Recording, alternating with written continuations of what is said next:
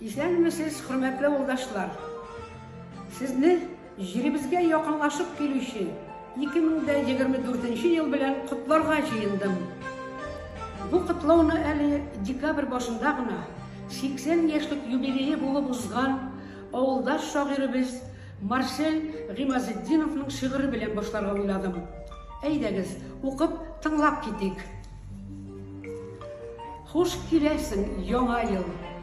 Авырлыклар калсын иске елда. Килеп торсын бу ел җиңеллек, муллык булсын.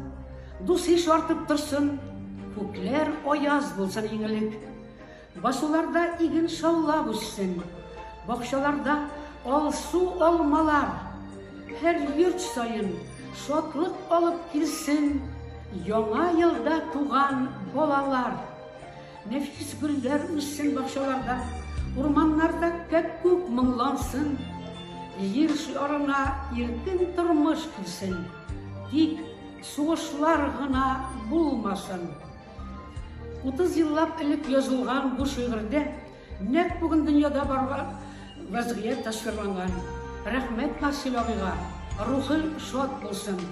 Хөрмәтле сугыш тыл ветераннары, өлкән буын абый-апалар, урта буын авылдашлар, яшьләр, балалар. Сезне якынлашып килүче яңа ел белән ихлас күңелдән котлыйм. Барчагызга да исәнлек, иминлек, тазалык, сихәтлек телим. Җан тынычлыгы, күңел күтәренкелеге, балалар, оныклар куанышы насип булсын. Бүген Украинада махсус операциядә катнашучы сугышчыларыбызга аерым котлавым.